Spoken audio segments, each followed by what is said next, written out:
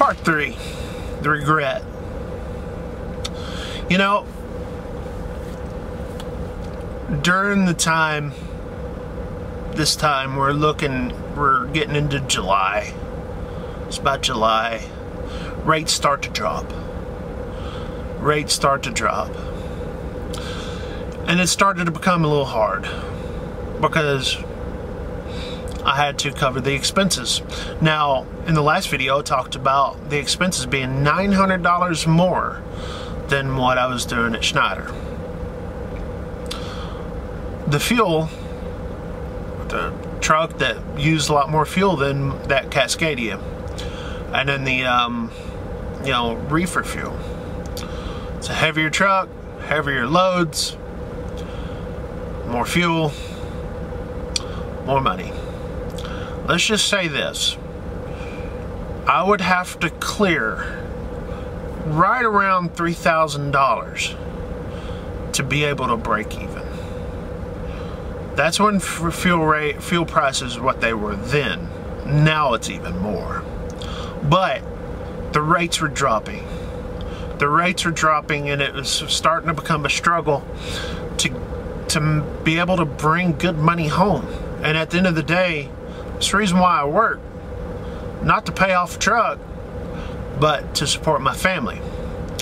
Some of those times were starting to get rough.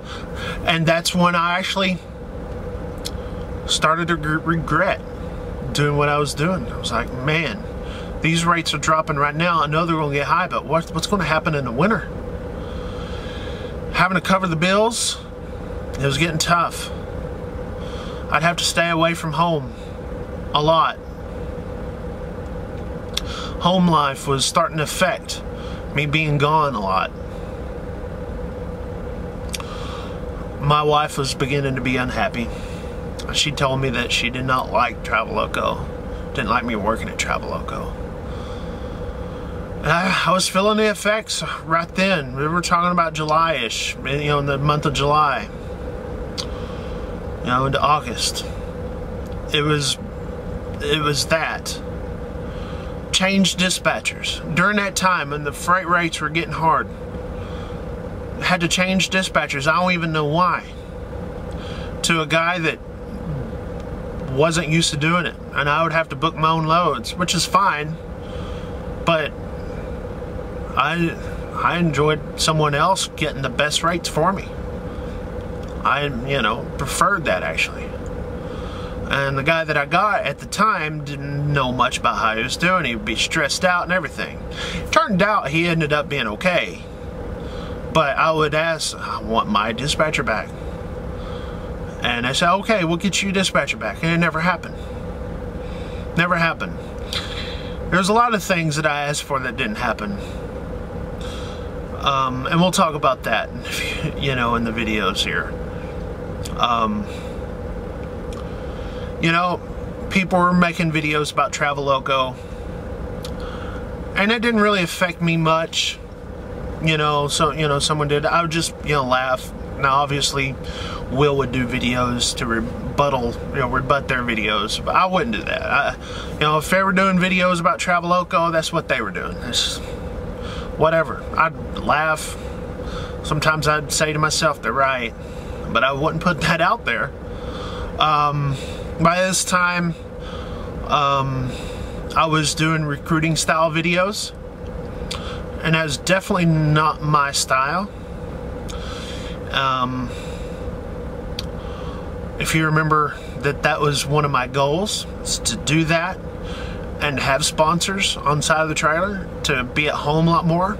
That had not happened yet, nor did it ever happen.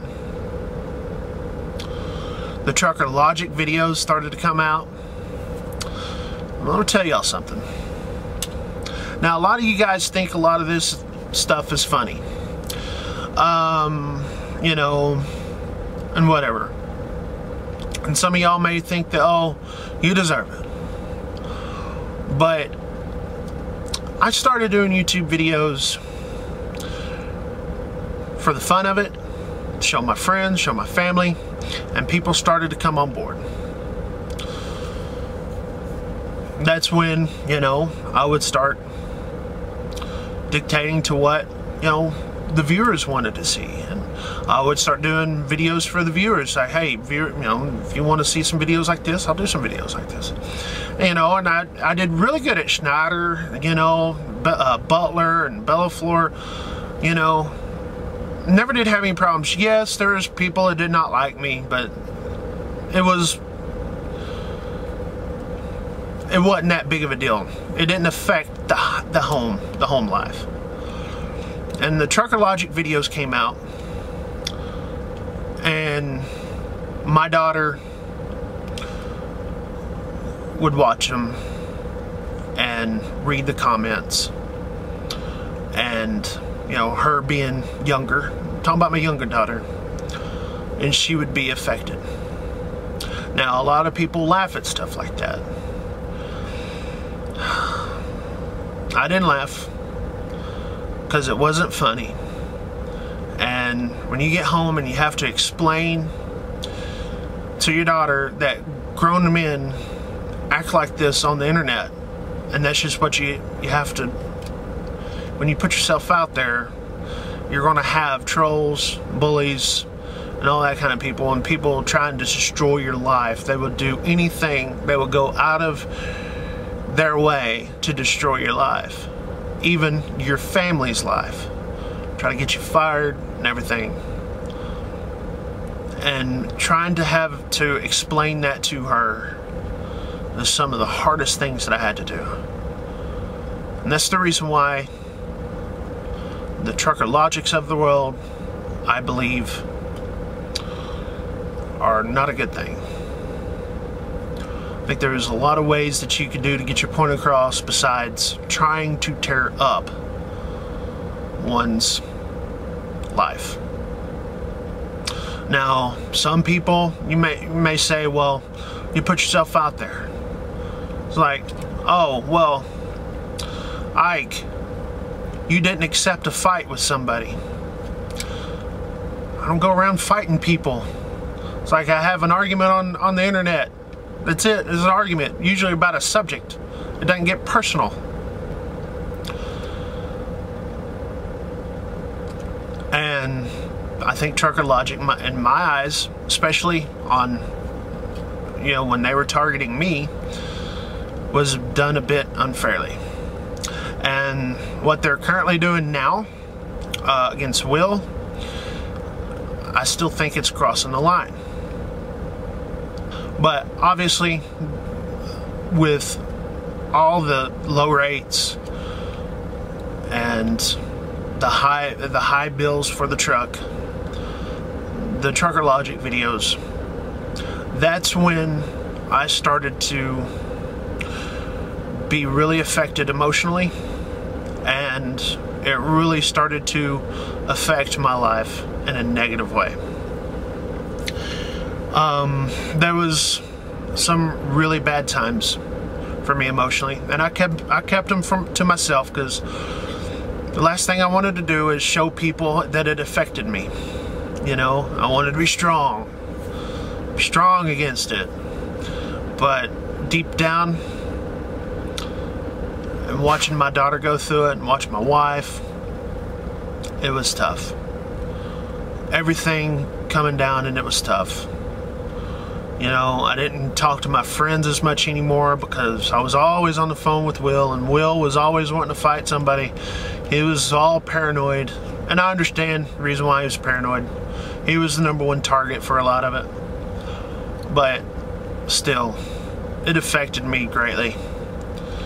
And that was some of the most, it was leading up to some of the most darkest times in my whole time in trucking. During that July-August era, or timeline, it was very tough. It was getting to be very tough. And the regret of coming to Traveloko was there. Did it have much to do with Traveloko? No, I signed on the dotted line. It was all me. I knew what the price was. I could have turned it down and said, hey, I don't feel right doing this. I'm going back to Bellaflor. But I didn't do it. I was feeling the effects, and I was missing what I was doing. I missed a lot. Missed my friends. And it was a really dark time. It was the beginning of some really dark times in my life. But you'll have to stay tuned to the agony. Part 4 is next. Watch part 4. Thanks for watching part 3 and listen to my story. I don't want these videos to deter you to make the choice to come to Traveloko. It's not the reason why I'm doing this. It's just sharing you my story. Not trying to get you to pick a side with me. It's just telling you my story. Take it for what it is. Thanks for watching. 73. This one, a long time have I watched. All his life as he looked away to the future, to the horizon, never his mind on where he was, what he was doing.